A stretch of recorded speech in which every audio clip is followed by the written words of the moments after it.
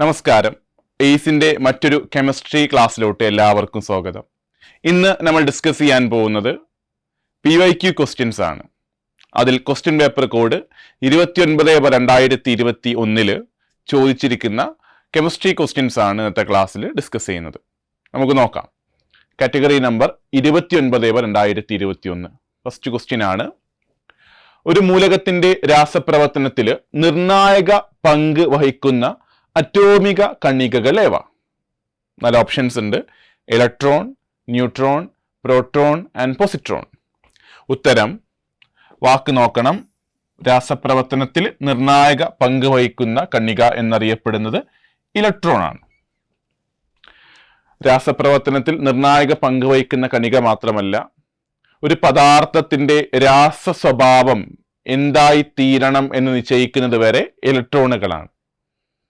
Chemical റിയാക്ഷനിൽ അല്ലെങ്കിൽ രാസപ്രവർത്തനത്തിൽ ഏർപ്പെടുന്ന ആറ്റത്തിലെ ഒരേ ഒരു കണികയാണ് ഇലക്ട്രോൺ. അതുകൊണ്ട് തന്നെ രാസപ്രവർത്തനത്തിൽ നിർണായക പങ്ക് വഹിക്കുന്ന കണിക ഇലക്ട്രോൺ ആണ്.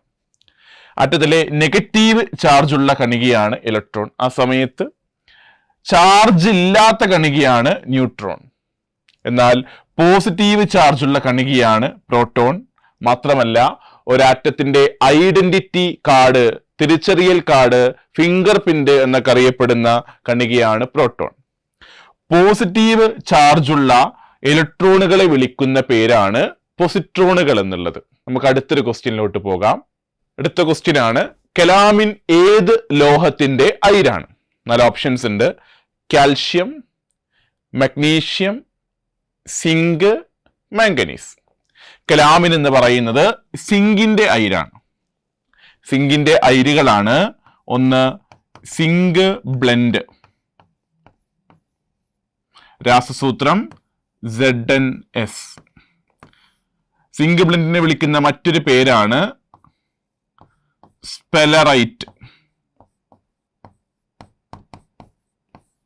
Then next zincite, ZnO. Okay.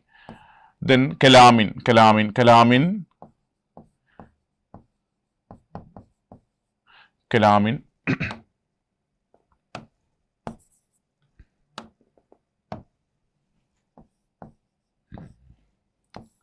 ZnCO3. Zinc carbonate ആണ് കെലാമിൻ. ഓക്കെ, അപ്പൊ കെലാമിൻ എന്ന് പറയുന്നത് ഏത് ലോഹത്തിന്റെ അയിരാന്ന് ചോദിച്ചാൽ അത് സിങ്കിന്റെ അയിരാണ്. ഓക്കെ, സിങ്കിന്റെ മറ്റയിരുകളാണ് സിങ്ക് ബ്ലെൻഡ്, സിങ്സൈറ്റ്, കെലാമിൻ. രാസസൂത്രം കെലാമിൻ ആണ്, ZnCO3. സിങ്ക് ഓക്സൈഡ് ആണ് സിങ്സൈറ്റ്.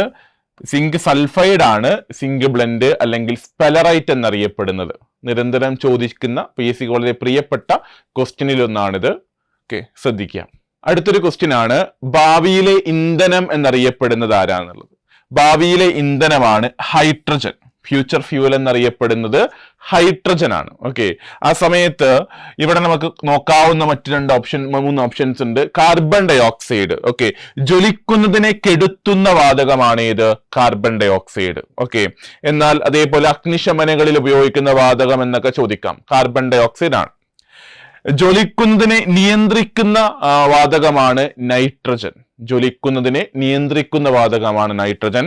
എന്നാൽ ജ്വലിക്കുന്നതിനെ സഹായിക്കുന്ന വാതകമാണ് ഓക്സിജൻ. ഓക്കെ, കെടുത്തുന്നവൻ കാർബൺ ഡൈ ഓക്സൈഡ്, നിയന്ത്രിക്കുന്നവൻ നൈട്രജൻ, സഹായിക്കുന്നവൻ ഓക്സിജൻ. എന്നാൽ സ്വയം ജ്വലിക്കുന്നവൻ എന്നറിയപ്പെടുന്നത് ഹൈഡ്രജൻ. ഇതാണ് ഭാവിയുടെ ഇന്ധനം എന്നറിയപ്പെടുന്നത്. ഓക്കെ, അടുത്തൊരു ക്വസ്റ്റ്യനിലോട്ട് പോകാം.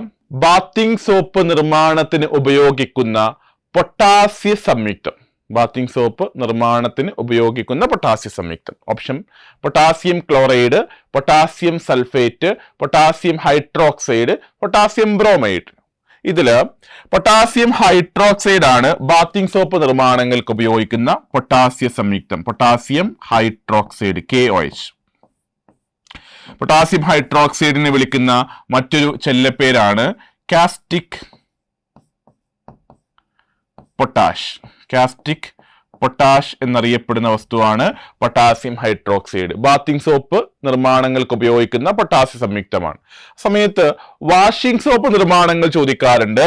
വാഷിംഗ് സോപ്പ് നിർമ്മാണങ്ങൾക്ക് ഉപയോഗിക്കുന്ന സംയുക്തമാണ്, ശ്രദ്ധിക്കണേ, വാഷിംഗ് സോപ്പ് നിർമ്മാണങ്ങൾക്ക് ഉപയോഗിക്കുന്ന സംയുക്തമാണ് sodium hydroxide, NaOH. Sodium hydroxide വിളിക്കുന്ന ചെല്ലപ്പേരാണ് കാസ്റ്റിക്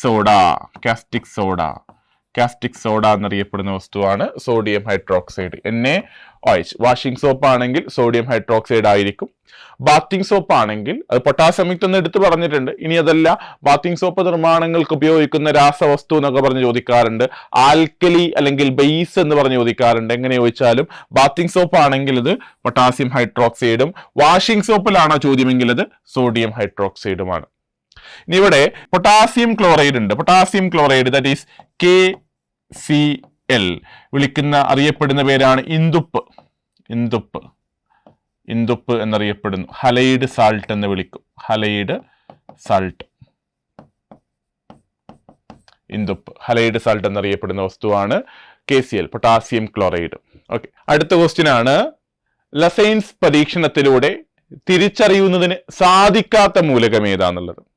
അപ്പോ ലസൈൻസ് എക്സ്പെരിമെന്റിലൂടെ തിരിച്ചറിയാൻ പറ്റുന്ന ആളുകളെ കിട്ടിക്കഴിഞ്ഞാൽ പറ്റാത്ത ആളുകളെ എക്സെപ്റ്റ് ചെയ്ത് എടുക്കാൻ പറ്റുന്നതാണ്. ഓക്കെ, അതിലൊന്ന് ശ്രദ്ധിക്കണം, ലസൈൻസ് എക്സ്പെരിമെന്റ്, ഓക്കെ, അല്ലെങ്കിൽ അതിനെ വിളിക്കുന്ന പേരാണ് സോഡിയം ഫ്യൂഷൻ ടെസ്റ്റ് എന്നറിയപ്പെടുന്നത്. ആ ടെസ്റ്റിലൂടെ നമ്മൾ ആ ഓർഗാനിക് സംയുക്തങ്ങളിലുള്ള മൂലകങ്ങളെ, എക്സ്ട്രായുള്ള അല്ലെങ്കിൽ അധികമായിട്ടുള്ള മൂലകങ്ങളെ തിരിച്ചറിയാൻ നടത്തുന്ന പരീക്ഷണമാണ്. ഓക്കെ, അതിലൂടെ നമുക്ക് ലഭിക്കുന്ന മൂലകങ്ങളാണ് നൈട്രജൻ ലഭിക്കും, സൾഫർ ലഭിക്കും, അല്ലെങ്കിൽ അതിന്റെ സാന്നിധ്യം അറിയാൻ പറ്റും. ക്ലോറിൻ അടങ്ങിയിട്ടുള്ള ഹാലജനുകൾ, ക്ലോറിൻ, ബ്രോമിൻ, അയോഡിൻ എന്നീ ഹാലജനെയും ലസൈൻസ് എക്സ്പെരിമെന്റിലൂടെ തിരിച്ചറിയാൻ പറ്റും. അപ്പൊ മൂലകങ്ങളാണ്, നൈട്രജനെ തിരിച്ചറിയാൻ കഴിയും, സൾഫറിനെ തിരിച്ചറിയാൻ പറ്റും, ഹാലജനുകളായ ക്ലോറിൻ, ബ്രോമിൻ, അയോഡിൻ എന്നിവയൊക്കെ തിരിച്ചറിയാൻ കഴിയും. എന്നാൽ അതിന് തിരിച്ചറിയാൻ പറ്റാത്ത മൂലകം ഓപ്ഷനിൽ ഇതാ ഓക്സിജൻ നമ്മളവിടെ പറയുന്നില്ല. അപ്പൊ നൈട്രജനും സൾഫറും കണക്ട് ചെയ്യുക, കൂടെ ഹാലജനുകളായ ക്ലോറിനും ബ്രോമിനും അയോഡിനും കണക്ട് ചെയ്യുക. ലസൈൻസ് പരീക്ഷണത്തിലൂടെ തിരിച്ചറിയാൻ കഴിയുന്ന മൂലകങ്ങളാണ് അവര്. അപ്പൊ കഴിയാത്ത മൂലകമാണ് ചോദിച്ചത്, ഉത്തരം ഓക്സിജൻ ആണ്.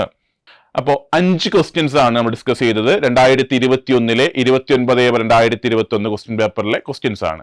അടുത്ത ഒരു ക്വസ്റ്റ്യൻ പേപ്പറുമായി നമുക്ക് അടുത്ത ക്ലാസ്സിൽ കാണാം. Thank you.